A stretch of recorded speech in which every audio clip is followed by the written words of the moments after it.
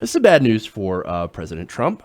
The Financial Times reported on Thursday that a former Trump businessman, Felix, a business ally, I should say, Felix Sater, who, by the way, has deep ties with both the mob and with the Russian government, is now cooperating in an international investigation into alleged money laundering network.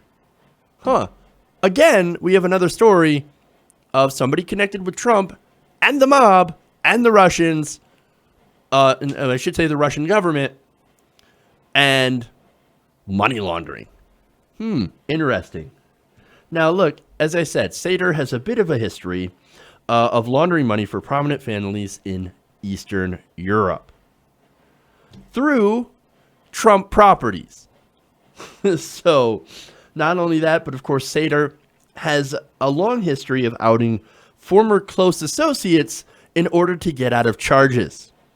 So, immunity. So, what exactly does this investigation have to do with Trump? Now, according to recent reports from the New York Times and Bloomberg, the financial connections are being investigated by special counsel Robert Mueller as part of the investigation into the Trump campaign's possible collusion with Russia. Well, so here we go.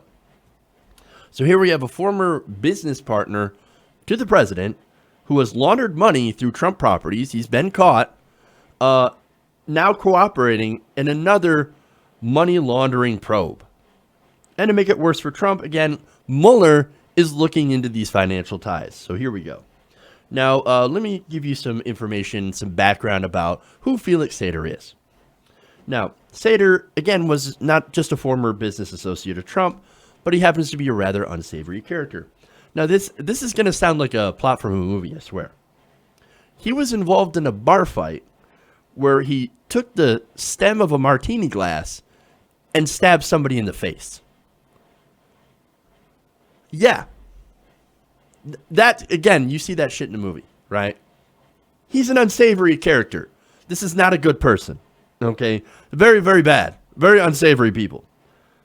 Now, surprisingly, the man did survive getting stabbed by a martini stem, but Sater was arrested and he spent a year in prison for assault. Now, that's just one of the many things that he was involved in. There was another thing where he had pled guilty to a $40 million racketeering charge. Now, basically, this was another mob-connected arrest, dealing with a $40 million fraud scheme organized by organized crime. So, again, this guy worked with the mob and stabbed people in the face. Hey, you know who else has mob ties? Some of the people connected with the Trump campaign. Here we go. Now, again, what is bad news for Trump is that Sater, he avoided jail time in that $40 million stock fraud scheme by becoming a valuable asset for the FBI and CIA. Turns out this guy was an informant. So he essentially working for the deep state. Here we go. Now, interestingly enough, going back to the probe with Mueller, Andrew Weissman. Now, this name is it's very important. Andrew Weissman is a prosecutor who negotiated Felix Sater's plea bargain in order for him to become an FBI informant. He was just hired by Robert Mueller. Oh boy. Then U.S. Attorney for the Eastern District of New York, Loretta Lynch, said in a letter to Senator Orrin Hatch during her confirmation as Obama's Attorney General that said that Sater provided information crucial to national security in the conviction of over 20 individuals, including those responsible for committing massive financial fraud as members of La Cosa Nostra. So that's who he helped put away. He helped put away 20 people for, some of them for financial fraud. Here we go. Now, after his stint as an FBI informant, Sater apparently tried to go legit, or we think, in 2002 began working at a real estate development firm called Bayrock Group. Now, Bayrock's offices, surprise, surprise, are located on the 24th floor of Trump Tower. it keeps getting better and better. In a 2008 sworn deposition, Sater said he run into Trump on what he described as a constant basis. And during those little run-ins, he would pitch him different business deals. Trump, in 2005, took one of those business deals up. Now, he actually struck an exclusive deal with Bayrock to develop a property where? In Russia. See, Trump, he has been seeking to do different real estate deals in Russia. There's nothing wrong with that, okay? And he explained that, hey, man, Russia's a hot property for development right now. I mean, you know, he's been seeking deals since 1987, since right after the fall of the, USSR, okay, the Soviet regime. He's like, oh, hey, look, they're not communists anymore. Time to develop and put up a few hotels. Not a problem. That's not, there's nothing wrong with that, okay? Now, that same 2008 deposition reveals the business relationship between Sater and Trump. See, this is important here. Remember this, as I'm about to say this, and then as I'm about to tell you later on, what Trump's reaction to this is. Now, Sater says he would occasionally pop his head into Mr. Trump's office to tell him how the Russian deal was coming along. According to Sater, Trump asked him to escort Donald Jr. and Ivanka Trump during their 2006 trip to Moscow. Again, hey, look, you want to go to Moscow? You want to do deals in Moscow? Who cares? Okay, that is legitimate. And you can do business in Moscow. There's no law saying that you can't actually do business deals and build hotels in Russia. That's ridiculous, right? And look, it's because he wanted to take his brand worldwide. Again, nothing wrong with that. And he decided Russia would be a good place to invest in and start. Perfect. Now, there are some issues here, and it's because of Sater's past. Now, and how that plays into the present. Now, in 2007, Bayrock Group had become a partner in Trump's Soho property. The property offering plan to New York State says that there were no prior felony convictions of sponsor Bayrock or any principles of sponsor. So that was a lie. Sater had previously went to prison for assault and was caught laundering money through real estate.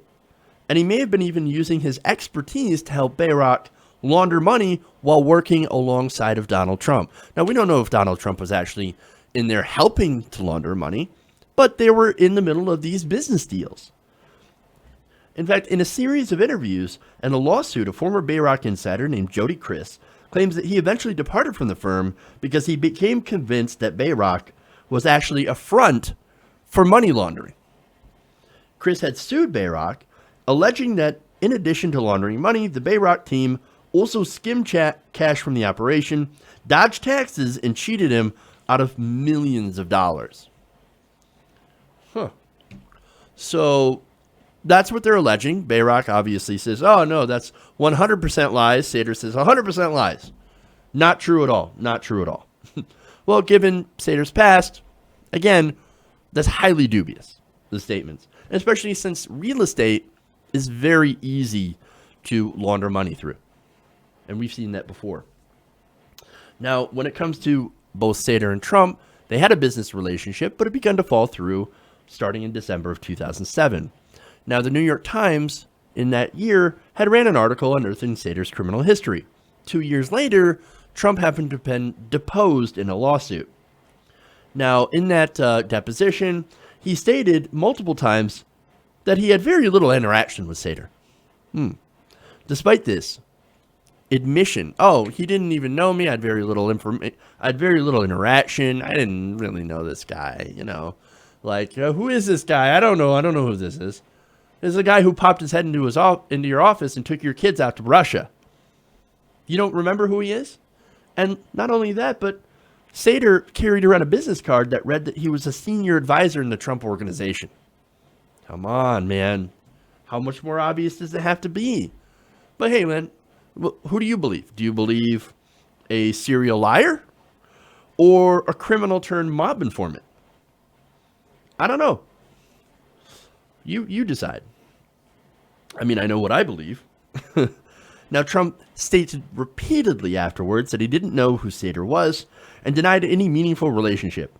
maintaining that old deals were done directly with Bayrock and not Sater, who was employed by Bayrock. In a 2013 deposition tape for a lawsuit about alleged fraud in a Fort Lauderdale condo Sater helped develop, Trump said he wouldn't not recognize Sater if he were sitting in the same room with him.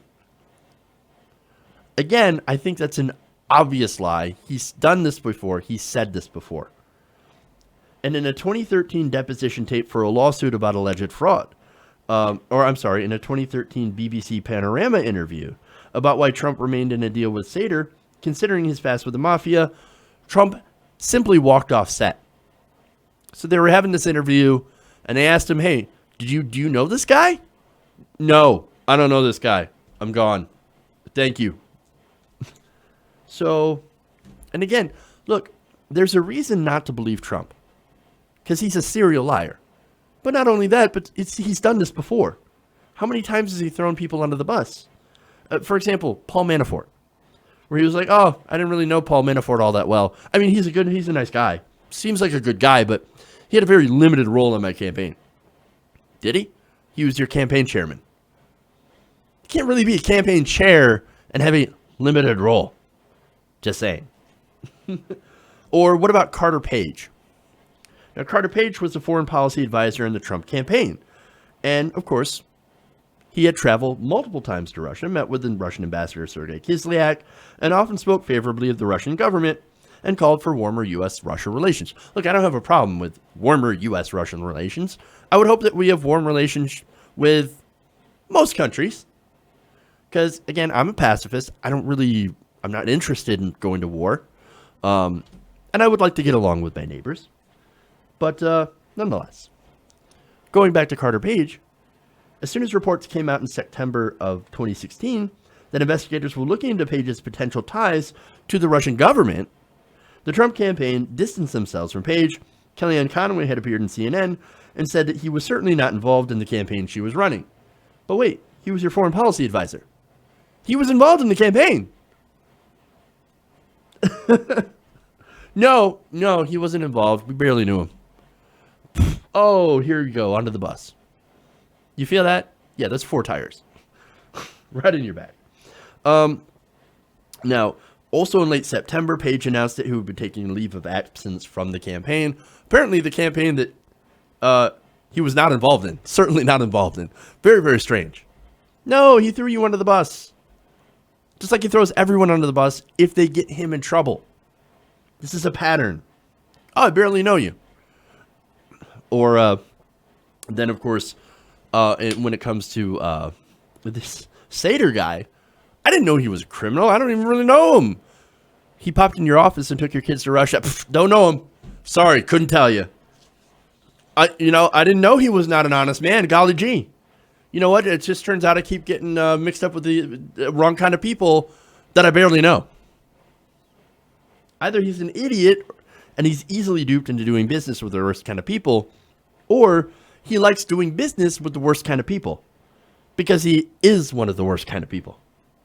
Now, because of this, Mueller is looking into this, right? And he hired Weissman, which is very important, very telling. He did Sater's plea deal. And look, this whole thing, it's not looking good for Trump, okay? And look, Sater, what's important about him is that, again, he's sung like a canary for the feds before. And the fact that he's now cooperating in this money laundering probe, which is connected with Mueller and that investigation, here we go. Like I keep saying before, if you really want to get at Trump, don't do the resistance or call him a sexist, racist. He certainly is. But if you really want to get him, all you have to do is follow the money. It will lead you exactly where you need to go. Hey everybody, thanks for watching this video. If you want to see more like this, please hit the subscribe button below. And if you want to support truly independent progressive media, please consider becoming a patron at patreon.com/TYTNation.